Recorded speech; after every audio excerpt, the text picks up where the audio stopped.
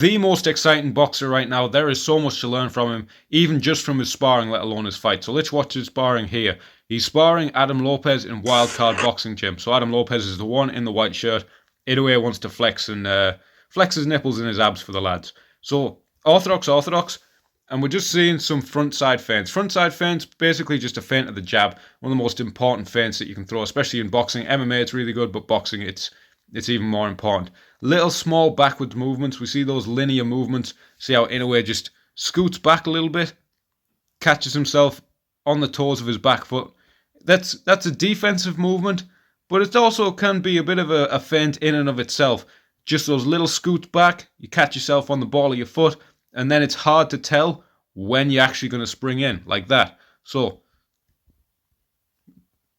here, Inoue just kind of just loads himself back, jabs, and when he jabs, he realizes Adam Lopez is squatted too deep and he's off balance. So that's when he follows in on the second phase. So let's look at that again.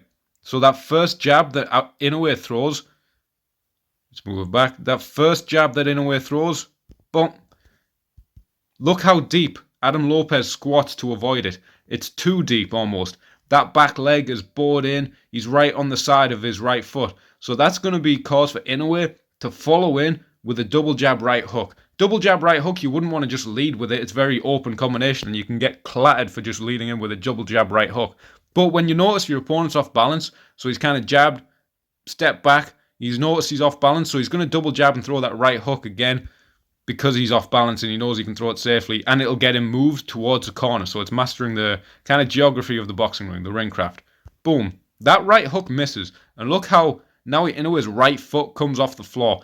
Generally, you don't want your right foot coming off the floor when you're throwing a right hand. And the right hook's missed, so it hasn't caught him. But watch how he catches his balance. It's beautiful. Boom. He just lands on his right foot, which pushes him back so he can pivot back round to get square with him and keep his back in the corner. Then he's going to go single jab right hook again. Again, it doesn't really land. That actually hooks around the guard and it lands decently. But the guy's head so low and his guard so high that it is hard to hook around with the straight shots and with the hooks. But he's going to take another little pivot off the side.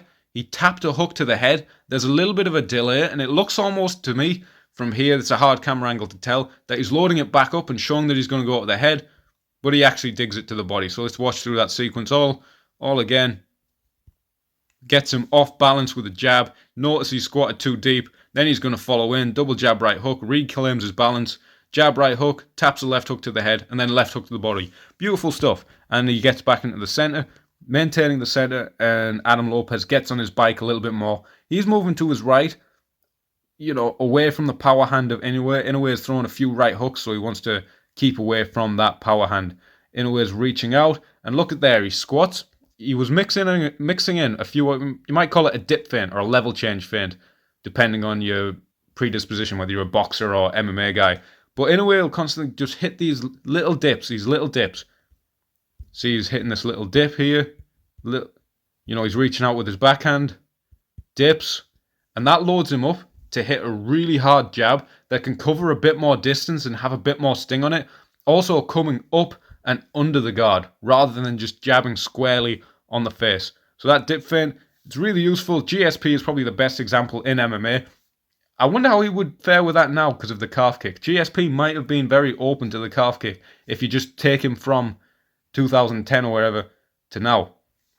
So again, these small little backward movements, something you see in boxing a little bit better than MMA is people will adopt different guards. There's a classic counter left hook of Inoue. Didn't land because Adam Lopez intelligently didn't fully commit. He hits a feint and then just falls back in. Inoue was probably expecting a 1-2, so that left hook could come over the right cross. Whenever you throw a right cross, the right side of your face is exposed to the left. Now that's a beautiful combination. Let's follow that in. Let's watch what's going on here. Inoue throwing a multi-hit combination. All straight punches. Double jab, cross. The cross doesn't land too well because Adam Lopez is moving away. So, double jab cross, always a good combination. But because Adam Lopez is circling to his right, if it lets me pause that, Adam Lopez is circling to his right. the cross doesn't land the cleanest. Well, I'm not sure if it doesn't land the best, but it loads him. See how this lead hand can come straight through the middle. Boom. It's hard to tell how clean it landed when they've got the head guards on and, this camera angle. But that's a really good shot selection, because if he threw a left hook at that range to try and close the door, he could throw that sweeping left hook to catch him as he circles into it. But the issue with that is he'd have to open himself so much and he could get countered. Whereas that cross, that lead cross even, that lead straight, jab, double jab, cross jab, or double jab, cross, lead straight, whatever your terminology, it closes the door much better and it brings that lead shoulder in the way of his chin again. So he circles back, keeping the centre of the cage. We're about halfway through the round here. Inoue using that classic high guard there. Adam Lopez playing with his guard a little bit more and landing a nice jab. He disguised his jab with the changing of his guard, and that's a nice little step by Adam Lopez, even though it didn't work quite well. You see Wonderboy do that in MMA, where he'll jab, step off to the right, and then throw his right straight around it. Really good idea. Inoue just mastered his distance by just having that small step back, making him miss by like a millimeter. I went full Tito there. But yeah, they're feinting in. Adam Lopez lands a good jab because he's kind of disguised his jab with how he's switching his guard with a one hand up, one hand down Philly shell, high guard, playing around with his hand position. Again, we're seeing him off balance and into the corner because he's ducking quite low, biting on Inoue's jab and ducking pretty low. And that ends up, Inoue recognises that and uses him to set him back into the corner. Didn't land as good a combination there, but you notice when he's ducking really low, he can get pushed back. Inoue again leading and keeping the centre, not following his opponent, not following Adam Lopez, hitting that jab. He's using the same thing. He's disguising that jab by switching his guard around. He's not just throwing this jab from one position. As he switches his guard to like his lead hand low, he can throw it as an up jab. Up jab's brilliant, especially with people's guard in boxing. It can come up under that blind spot, under the peripheral vision. And another thing to consider is, because this is sparring, it's actually quite a bit harder to see uppercuts and shots coming up because of head guards. Most head guards, I'm not a big fan of in terms of vision. Obviously for protecting cuts, brilliant. But in terms of vision, not great. You can end up getting hit more because you don't see certain shots. Inoue on the front foot, predominantly through the spar, and tracking him really well. There he parries and jabs back.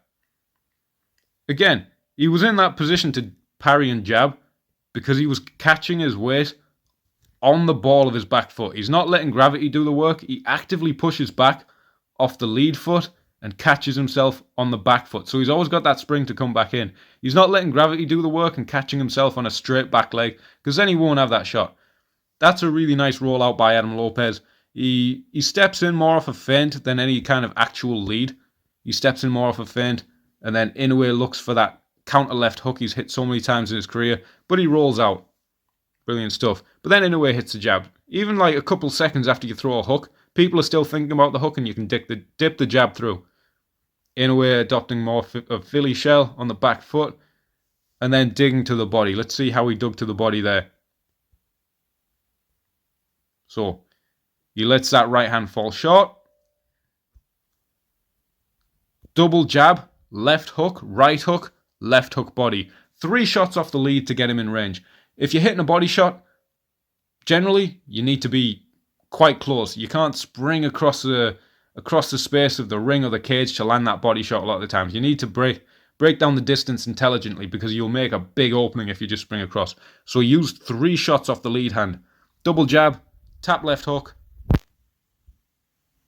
Say again.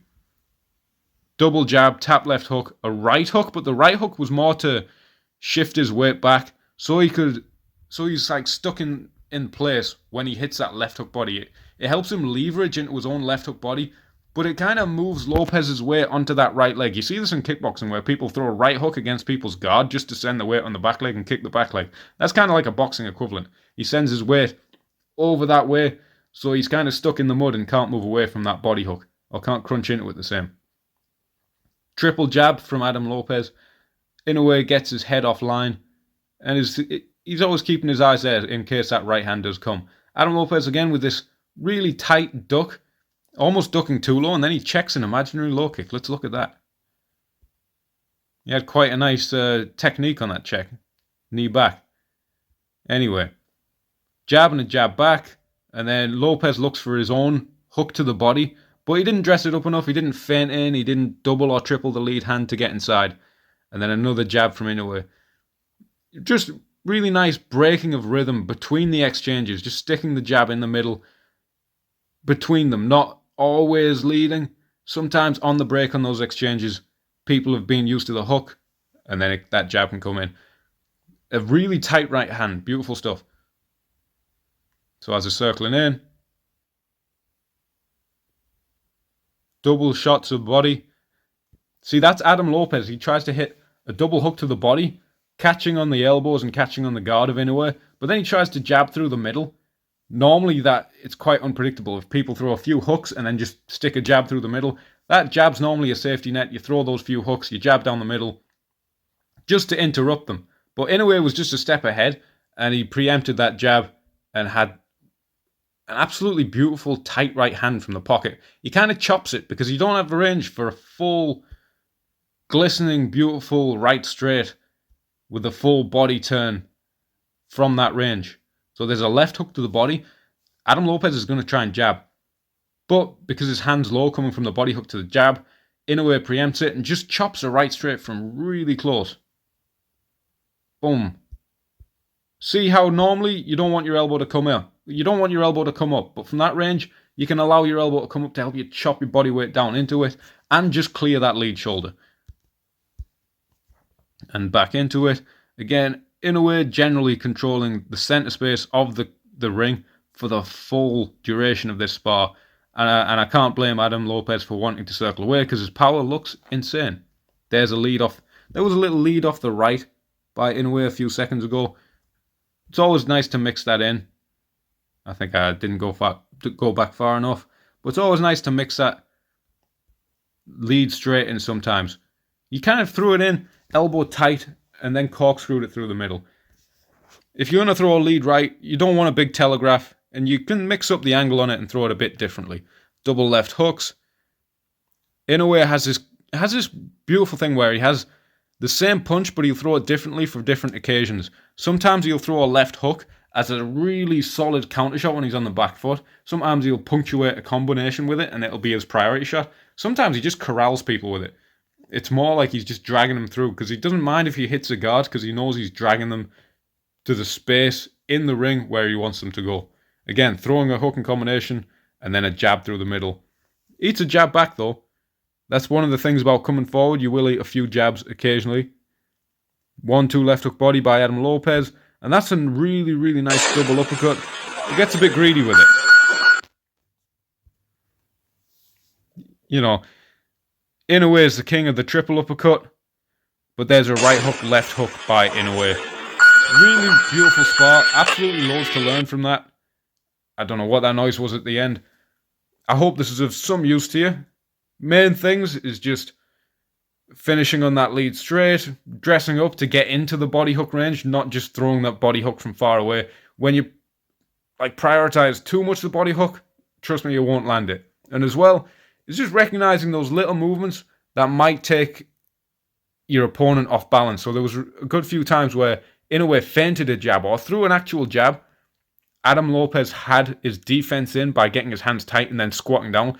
But he realized if he squatted down too low, he just had this really good recognition. Okay, he's gone down too low. Let's get on the second phase and start to initiate the longer combination, like the real combination. There's a good example early. He jabs. Adam Lopez ducks really tight, almost causing like a valgus collapse on his right knee if you want to be one of these Nocibic physiotherapists. And then once he notices he's down there, that's when he moves in with a double jab right hook. You wouldn't lead with a double jab right hook, but when you recognize your opponent's off balance, that can be a time to do it, whether you get them off balance with a feint, whether you get them off balance with an actual strike, whether you get them off balance by allowing them to miss.